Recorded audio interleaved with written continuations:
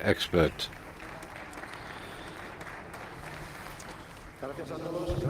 Thank you very much, everybody, and thank you for coming.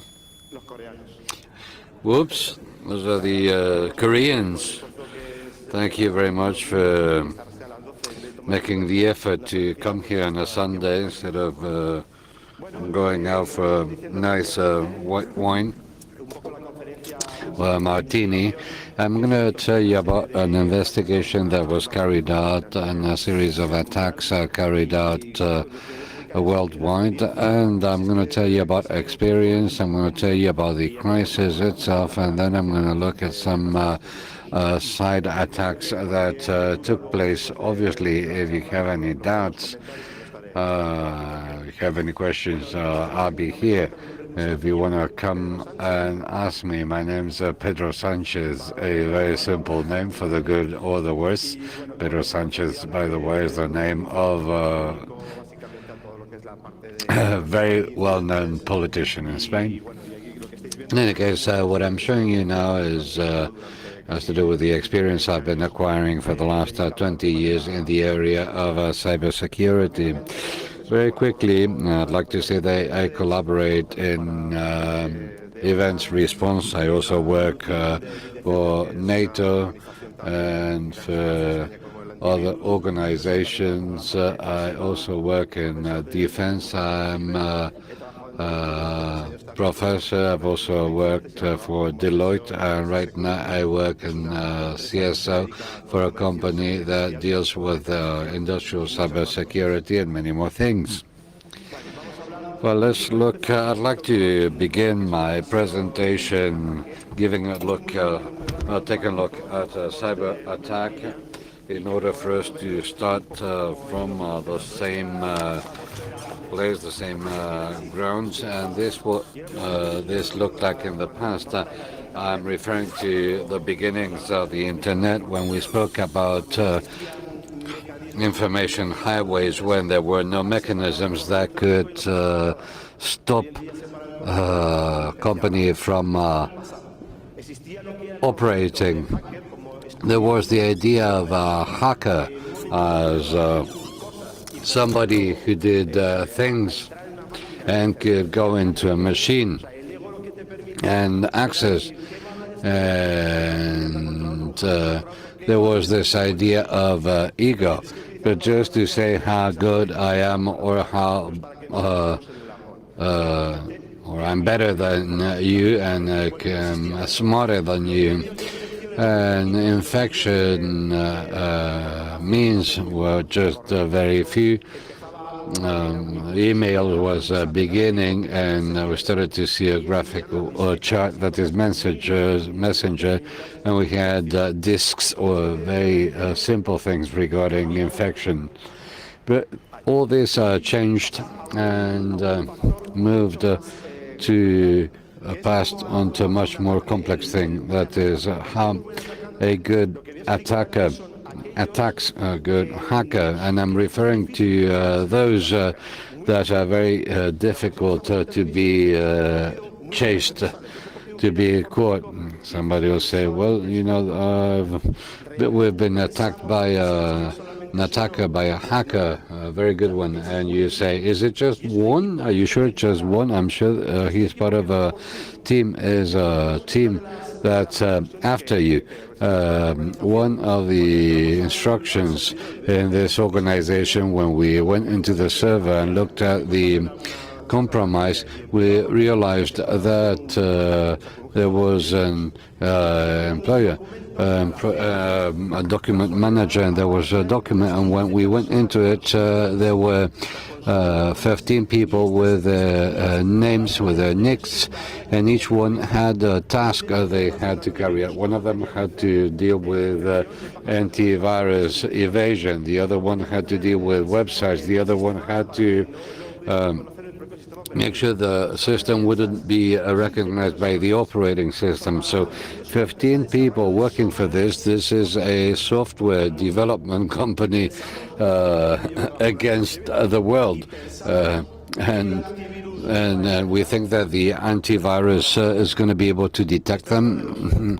I can guarantee you it won't. And I'm speaking about the good ones, the ones that are very difficult to be caught, and they don't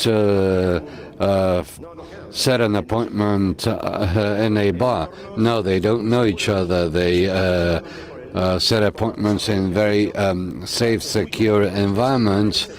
So you have to go into this world, and going to this world is very difficult. It's very difficult because you've got to do several things. You've got to be one of them, or to be given a green light or be authorized in order to go in. What do attackers do? Well, they use the same thing that you use in real life. I'm not going to go into shopping mall and say I want to go in. No. So what you do is to investigate. They start seeing, well, this company, what's the stuff, what have they published in the internet, what information are they getting, this person LinkedIn, what do they have? They do scoring, they score the employees, and they use a typical technique that is deceit.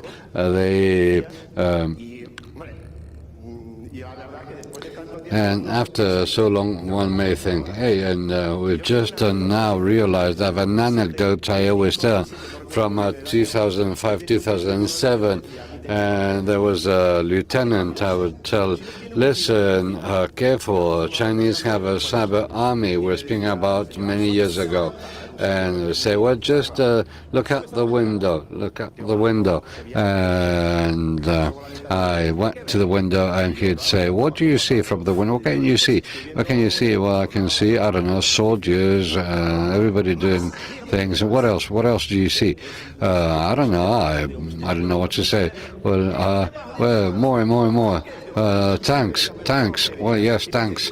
What else? How are they going to attack me if I'm the guy with the bombs? How will they attack me? And I said, well, I didn't know. We're speaking Chinese. You think this is war, a traditional war? No, this is no longer traditional war. War's not going to come with tanks. And this starts with through many mechanisms. So attackers evolve. And when I'm saying they evolve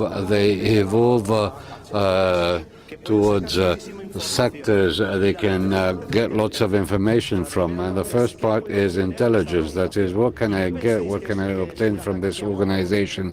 I don't think this is an attack I'm launching today and I take away everything. No, I start creating profiles today, and if things go well, I'll run the intrusion in a year. I am not no hurry. I'm being paid for this, and I have 15 people working for me who are attacking this. So there's a lot of this. What they do is create fake profiles, and they go into the LinkedIn. If you send me an invitation over LinkedIn, you'll say, Pedro, I was in CyberCamp at noon yesterday. I'll accept because I believe you, but I don't know you. Don't you think this happens in an organization? Somebody will say, well, I was in that event, I gave a presentation, and we were together in a party, and all there is a public information in the internet. And that's a reality. Once you create your own false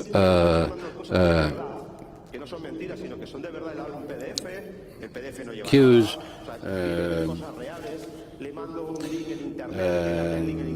leads, also fake leads. You go into the LinkedIn and you see real things, Facebook, LinkedIn, and you believe it. And then the next day I move on to the following step, which is the attack proper. Okay, now I've got it. What I'm going to do is I'm going to take this attack and I'm going to position it. And when I send the PDF, I'm going to send it with a present, with a gift. And when they open the PDF for what happened, well, they didn't send it well, they'll send it well again. So you accept, and there you go. It's in the machine. And when you run this in the machine, what do the bad guys do? They don't rob, they don't steal the passwords. No, they don't do that. Bad guy, what he does is to say, where am I now? Where am I? Where am I? And this means time. So as soon as I'm in, as they're in, what they say is, well, I'm in the machine. Where am I in the machine? You know what they take? They take the logs. Why? I'm going to tell you about Windows because it's more vulnerable. Somebody's ever seen a Windows log? Two things. They're difficult to understand. Error in the module 0, this and that. But there are other things that you can use from the log. If there's the name of the equipment, says Lola, well, this doesn't sound too corporate. Maybe this is a private home. If the equipment is called PC-00, and the name in the log use the antivirus version, then domains, IPs. So there are many things inside a log. What does the bad guy do? He improves his attack in order for it to be undetectable as much as possible in the victim's equipment. And once he has this, he sends it because he perfected it and moves to the following stage. And this stage is the control stage. I'm already and here I'm start collecting steps and don't think they start stealing or robbing right away. What they do from now on in recollection is to simply do tracking. Use a tracking technique. These are techniques that have become usual thing in the American army, for instance, and the hacker all of a sudden yells, screams to see if somebody turns around. If nobody turns around, it means that nobody heard him. So he scans the equipment and the equipment next to it and disconnects, because if perimeter alert went off, alarm went off, the administrator will say, what's going on? There's a scanning. What's happening? And when he goes in, there's nothing because the hacker is disconnected and is no longer there. The security administrator is there, or manager there, and nothing's happening. What do? They switch off and on. And since this doesn't happen again for a week, they forget about it. They say, well, I don't know, maybe a failure, I don't know. So the computer, the hacker connects again, and they go to the next machine. They don't just attack one equipment, but several. They're inside the machine and they connect. They scream again, they yell again, and here they start scanning different devices, network, device, databases. They start drawing a map of the network, and this very carefully, measuring very good timing, no hurry. And when they see that an organization isn't ready, either because they have no logs you can get information from, or because they don't have any perimeter powerful tools, or because the computer, the whole computer thing inside of an SME is outsourced, so they don't do it themselves. So the hacker starts rolling out, deploying himself through the net. So what they do is they develop a malware. Usually, the times of hackers died. Now they've become professionals. Now they don't want to be famous or in the media. They want to be able to sell that tool. And so they developed this. And based on this, a small introduction of how they act, I'd like to tell you about a case. I'm going to show you something. Let's look at the event itself, how it happened and what happened and how they found out. And a company dealing with industrial cybersecurity where they develop operating systems for given defense mechanisms, weapons, clothes. So what happens? Major companies do audits, and when you audit a company, you get a list of users with well, this is a weird name. And one manager asks the other, administrator asks the other, and they says, "Did you do this?" "No, I didn't do it." And if they didn't do it, then I'll ask the guys who we outsourced, and we go, "Did you do this?" "No, you never gave me the password. I didn't do anything." So all of a sudden, some things you say, I don't know, something's going on. Something's going on. Let's look at the antivirus. Now, in the antivirus, there's nothing under quarantine. And by the way, whenever has malware picked up by the antivirus and you have it in quarantine, you say, caught it. But no.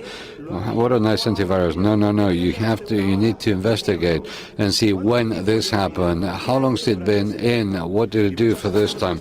And sometimes you don't even question things, and we need to. And going back to details, you start seeing that they find executables in a whitelist, and you go, wow, the antivirus, it's skipping them in certain folders with a temp directory of Windows, and they just skip them. So somebody's there, somebody's manipulating things, somebody had access to the antivirus server. And all of a sudden,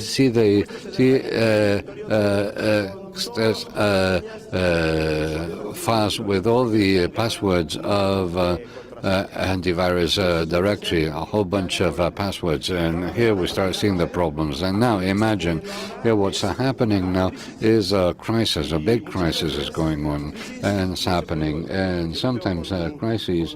And by the way, for instance, people, are not simple. They start putting pressure. People start putting pressure because they see that some things haven't been done well, or they could have been done better. So what you do, you go in a meeting and you start defending, and this is when you start seeing the problems in the company. First of all, lack of training. Soccer team that doesn't train, they don't learn. So you need to train. You need to train, and if you don't, you need to rehearse. You need to work. And for instance, say there's a malware. What do I need to do if there's a malware? I switch off and on. So I start describing mechanisms, and this is the problem. There's no training, and going into details, you find an incident, for instance, and here you look at the follow-up of the event. Incident. Of course, there's much more. Note that this is something that's been there for a couple of years and still open and under investigation. So there are things that I cannot speak of, but others I can't. So here there's a bunch of faces where I've been intervening. And let's look at a first attack we saw. What do you do when there's an event? The first thing you do is to start monitoring. You need to do this because you don't know what is happening, when or where, and you start rolling out and deploying tools.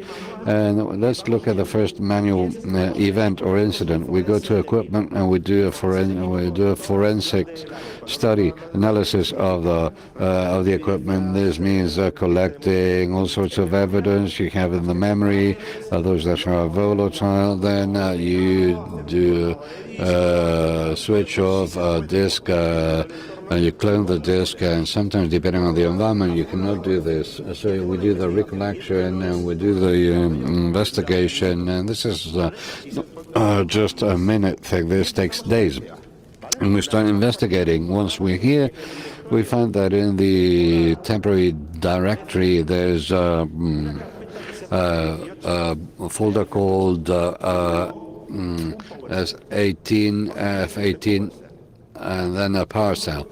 And I like doing demos live, but also recording them in video just in case. So I come to the temp directory. I open up a PowerShell in order to show you how this is done. And I'll copy the root and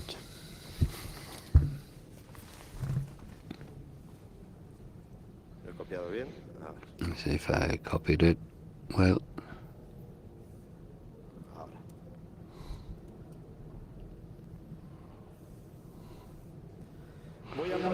This PowerShell, so it's run automatically. The bad guy had to do this, but he did in an automated mode. But I'm going to tell you a bit in detail. Here's a PowerShell. And there's programs in the memory, or supposedly. And I'll do the following. I open a CMD, I do a dir, this is a very dangerous command. Nothing, ends, and then run, execute what the bad guy does. This program right here, this software. And what's it doing? So, scanning. I opened up a CMD, I wrote a command, and this is not a keylogger. This does is to inject code CMD, and it extracts information it wrote in the CMD. It's not a keylogger. It just dumps the information that an administrator would run, and this generated a text file. First type of attack, and injection in a library that allows to get out commands from CMD. And anything that the user did, in this case the administrator, he put it in a text file. But here's our first attack vector that used PowerShell. And we say, and how did they run it as an administrator? Later I told you how they got this privilege. So, therefore,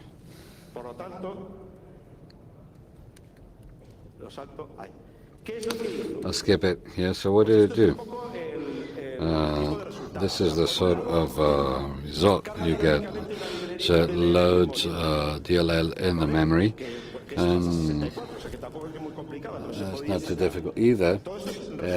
This is the result of the forensics analysis. Then you look for different processes: host, WScript, CMD, PowerShell, Python, anything that you put in the command environment, takes it out and put it in file. So it gives information given by an administrator, and then so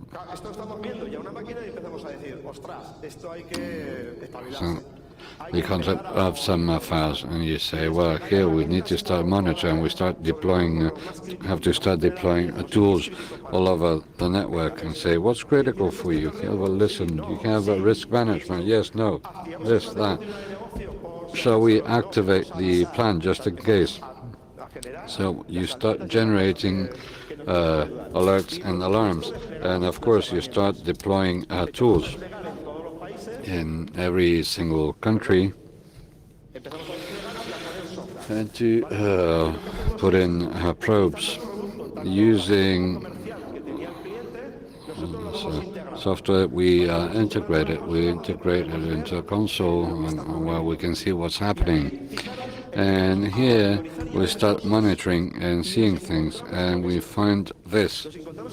We find that there's a very strange exe in place HTTPS, for instance. It looks like it, but it's not the same. And accessing through our platform until we get to the workstation, we find a detail here. We find that there's an execution of this software on a hash, and this is generated by Sysmon. Sysmon is a Microsoft executable that doesn't come with a platform, and I recommend it because it's a very good tool in order to monitor any sort of event that happens in a machine. I use it all the time. It's wonderful. It's great, and this generates a hash, and this hash can be sent to little virus to see if it's recognized. And I go, no. I keep trying with different manufacturers, and here we do investigation task. This we do with other government agencies. Do we have this? No, we don't have it. So what's happening here? Was that Y fijaros un poco el detalle de lo que nos vamos encontrando.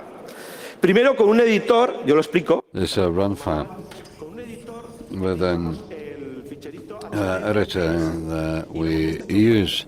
We see that this has been done under Python. So here we take out the source code of the software, and here I have a video to show you. Vamos a verlo. Bueno, aquí lo que hago simplemente es sacar el listado del ejecutable como tal. He intentado reproducir, evidentemente no puedo reproducir. I tried to reproduce all the servers, but I'll try to reproduce the whole process on the machine. And what I'm doing here is to take out the pre-compiled code. And what it does is to take the pre-compiled code of the Python code. And here, with another tool, with this file, I take out the source code, I put in the pre-compiled code, and and it brings out the code. I sent that to a file in order to be able to see it better. Here it is. And I can see the source code, what we have. And this is, of course, it's been censored because of security issues, state security issues, and here's the whole code, and here we can study it and see what's happened. And what's happened? Well, very easy. First of all, there's a code that's works as a proxy. Why? In order to make commands that I'm sending anonymous. So by means of ports techniques, it's going to create a socket that will allow me to communicate with different machines. Second, sends information to an IP that's in a different subnetwork. It's got access to this machine that acts as a platform and a jumping board. And there's I cannot go out from this machine, but from my proxy I can send things to the machine that can use the internet.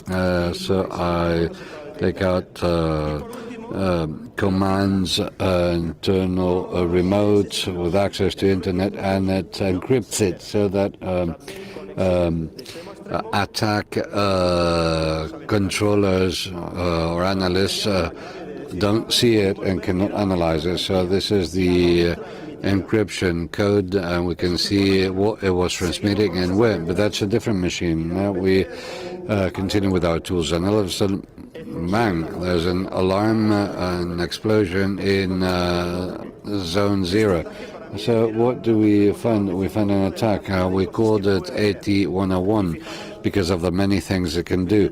And note, I'm going to try and explain this without going into details because I don't know how much you guys know about programming. But the first thing that I find shocking is that users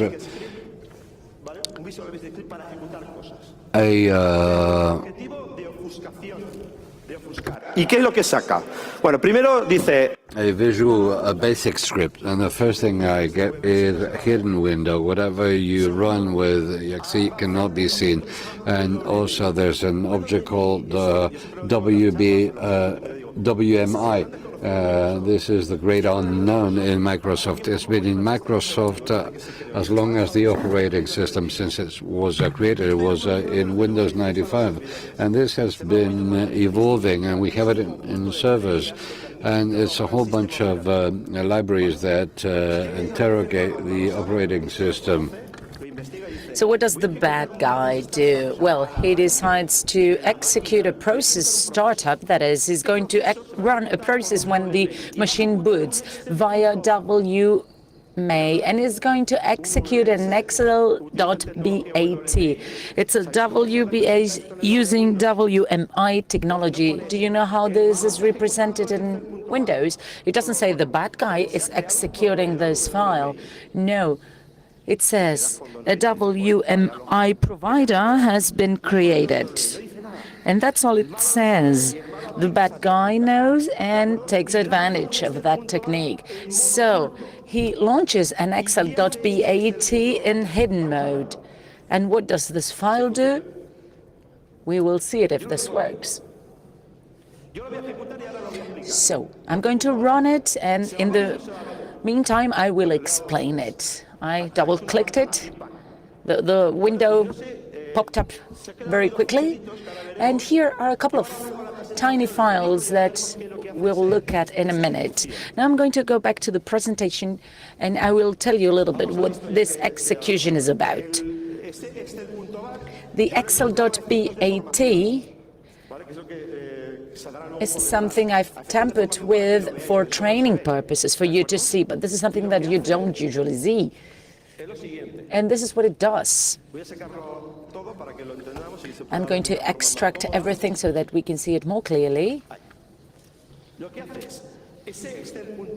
So this excel.bat launches a CMD. WB is launching a BAT, launching a BAT. Then a PowerShell in hidden mode with the bypass command, so that the protection comes up, whether to verify if it is signed or not. And the top of the cake is that it executes a service called standby transfer. If I launch a socket, the firewall can detect it, and intruder detectors can see that there's something weird going on. But if I use standby transfer, this is a service in Windows in order to update the OS. So this is how the bad guys think. Well, I'm going to have Windows doing this instead of doing all the work myself.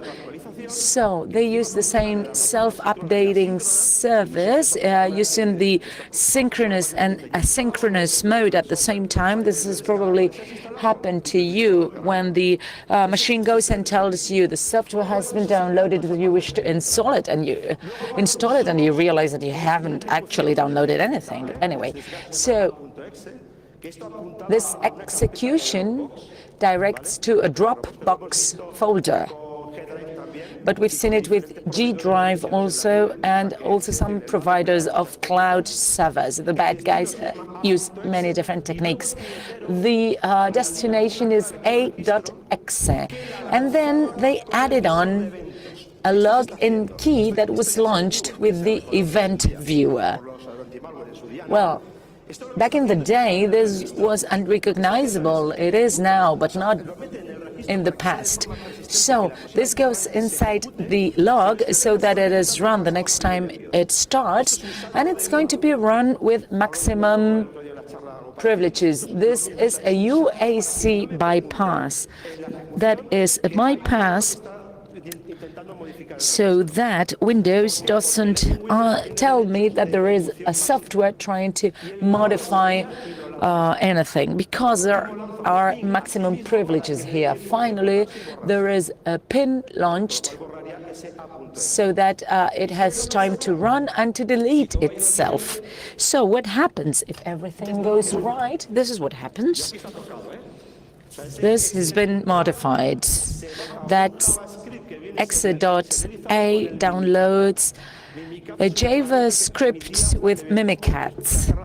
Mimikatz allowed us to extract passwords from Windows via an automatized process. I've stopped it here, I can't go any further, of course, but here you can see how the Mimikatz is launched in the machine automatically in order to obtain the maximum number of passwords possible.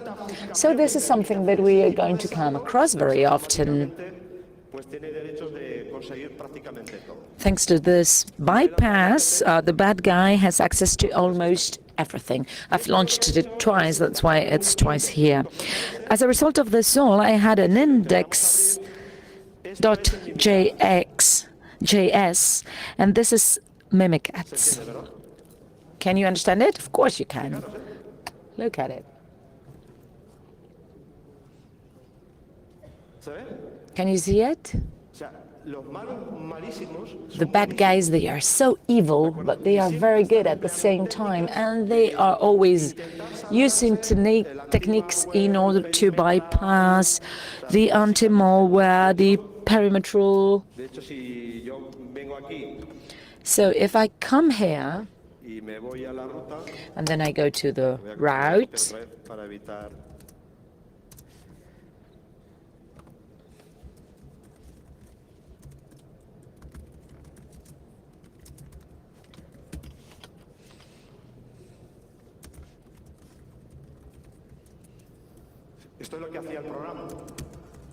this is what the software did. It ran JavaScript and starts Mimikatz. This is all downloaded from the internet. It's a bit more complicated. So now back to the presentation. How did bad guys know about this? Well, we're always behind them. They are always ahead of us. So, after a lot of research, we found out that in System 32 inside Windows, there are about 235 run files. And if you ever double-clicked on them, most of them don't do anything, but some of them have an option called auto elevation that goes to true auto elevate. This means that these programs may be able to bypass the UAC. So what did we do? With internal utilities, the SigCheck utility, we obtained a list of programs which had auto-elevate, and we monitor them. Therefore, we prevented people from running these files when we aren't present. This was like a starting point in order to do more research. Then there are other types of attacks. This one was very hard for us to even believe, and even more to understand. Here we can see that there are a lot of Windows run files, most of them documented, but we found this one, RSW32, which registers dynamic libraries. It is a command pack that is very much used, and the bad guys research, monitor, and see what's going on. So we find a command line saying /s/PowerShell, etc., and then an IP that was very valuable to us. Of course, I'm summarizing how this all developed. But then there was this file that appeared in the first attack, the DLQS. And then NT64DLL. With that monitoring, we were able to see that there was something weird about this. What is this machine? Where is this located? So for training purposes also, I have created a very short clip reproducing it. On the right side, you have a Kali to show how we can take control over the Windows machine and reproduce the attack. Here we are launching Metasploit inside Cali. This is automatized. And here I'm using several different techniques. I'm going to stop it here. What I do first is to run it by hand. I generate the library, and I see that it establishes a session with Cali automatically. So by typing the library in the route, that is in the root in this case, I could see that there was a communication established. That was the first weird thing. Secondly, we introduced an IP and the same command for monitoring. So we were able to see that this executed a session on Cali. This way we realized that the session could be controlled. So this was also weird. That's when you start looking for hashes with these files, libraries, and when you feed again the tools in order to see where this is. And this isn't in the machine only. This was widespread throughout many machines and for a long time. Here there are all the evidences we need to analyze. What did we do about it? We used reverse shell. First, this command launches NT64DLL that contains a shell. So, look at the technique they used. As you know, there is the dynamic data exchange vulnerability in Microsoft, although they don't admit it is a vulnerability. But what they did was to use COM+ objects. These are very old objects, and they enable communication between different parts of software. For example, a graph in a spreadsheet may be linked to a document in Word with several information through programming underneath, and it is used. First of all, the RegSV32 is trustworthy. It's on the white list. It's from Microsoft, and it's been certified by the company. So it sends out the chain, and it sends either a shell code or a PowerShell.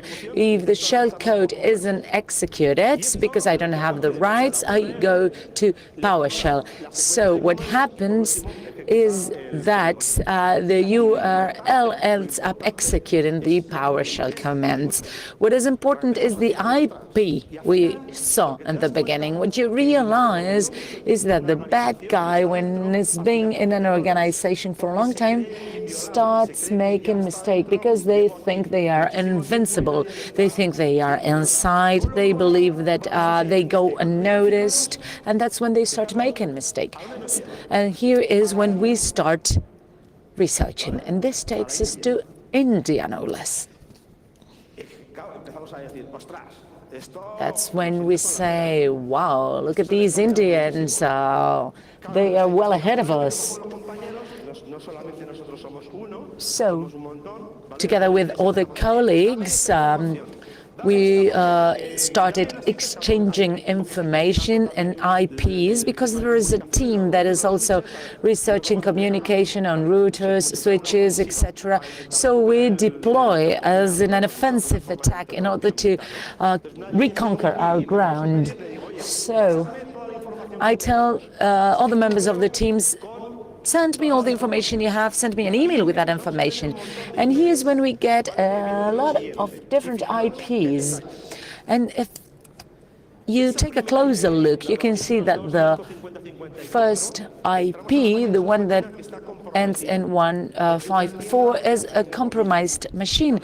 And it is a food store, a takeaway food store in India. So we go inside the machine, we analyze the communication, and we see there is a route pointing at a router. So we see what is in that router.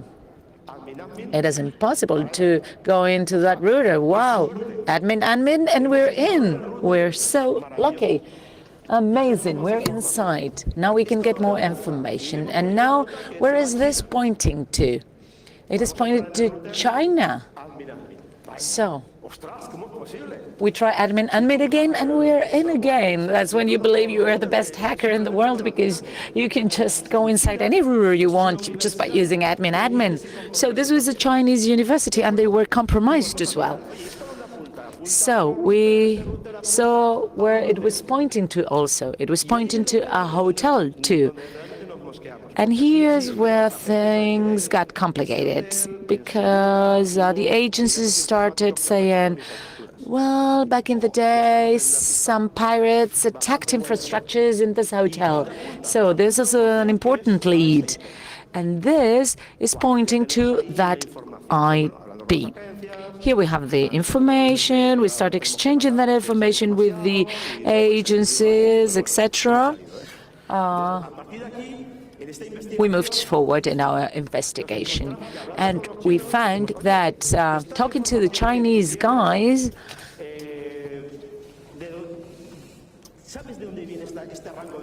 we asked them if they knew where these IPs came from, and they said that they know, of course, because they distribute IP ranges to local, smaller providers, and we can contact them to see what is going on. So they contacted a small operator in China, just one with 2 million users, which is very small in China. And they said, yes, we have granted this to this other organization. I don't know if you can see on the third line where it says KPTC. So that's when, after a lot of analysis, we realized of this. That's when we thought we made it. And that's when we thought Missile Man is going to hit us very hard. We could see it very clearly here. So we had the range and we had the organization behind it. What did we do after that? Well, we decided to give them a gift. And what is a gift? Well, you draft a few documents, use a few macros, and you say, welcome to China. That is a decoy. So, with the goal of having them taking information from us so that we can monitor them. I cannot disclose many screenshots, but we used this product, Red Sails, that is a free tool. So the attacker opened the run file, the Excel file in this case. Well, they opened it and we got their screen. We got where they were going, what they were doing. I cannot show it to you, but that's what we achieved. So this product, Red Sails, is on GitHub, and it enabled us to gain control over the devices that the bad guy had gained control over in turn. And here are some locations where they were. There was one in Hangzhou, then there was a store, an appliances store, and then a drugstore. So these are understood as hotspots where all the movement takes place. We continue monitoring and we see where they are going. Now, we can see that it moves to Pyongyang, to a shopping mall in Pyongyang. And here we can see 3 different machines in the same mall. That is 3 IP that we had geolocalized in the same mall. So, a meeting was going on, was taking place. So, that's when we started monitoring. With Sysmon and other tools, we monitored all the executions. We started creating Yara rules in order to minimize the impact. So we started trying to get hints. From this information, we tried to understand how this all happened or why this was caused. So we found this server from this company with this vulnerability. I've classified it now, but it used to be a 0-day. So this enabled us to enter into machines with user privileges. It was an admin machine. So you know that administrators can access all the machines. So how do they do that? FTPs, WinSSP, RDP, that is access to all the machines. So we thought this was the infection vector. And we saw the following with an application. They were able to exploit a technique that allowed us to obtain the password from the WinSP, the RSP, etc. I'm going to explain it to you with a video clip. With this tool here, we can extract everything there is stored inside or with WinSSP. I'm going to create a connection to a machine. I'm going to use a login and a password. The password is password, and I'm going to store it. So what happens here is that with that utility called track, they exploited it and they managed to obtain the password to access other machines. Here you have the track, and here you see this word here, secret. They exploited this too. They were able to access this part of the registry, find out if there was a PuTTY, and they were able to obtain the passwords to the machines. This is one of the dangers. Admins never log in as users. They always log in as admins.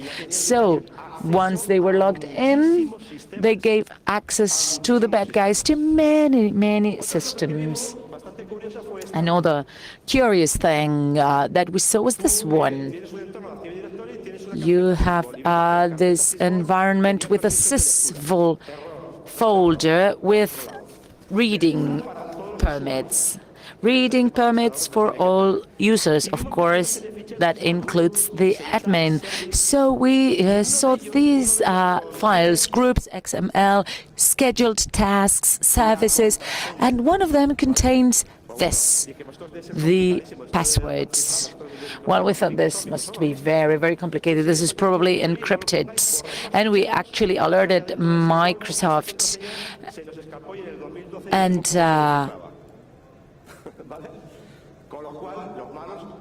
the bad guys could know about this. I'm not saying that this was the infection vector.